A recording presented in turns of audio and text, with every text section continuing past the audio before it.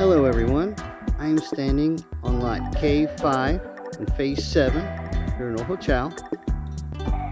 We have a nice easy plantel to build on. It's already been laid out, corner lot. You might have noticed the stunning view. This property is surrounded by green space as well. All of this area behind on this side of the road is all protected.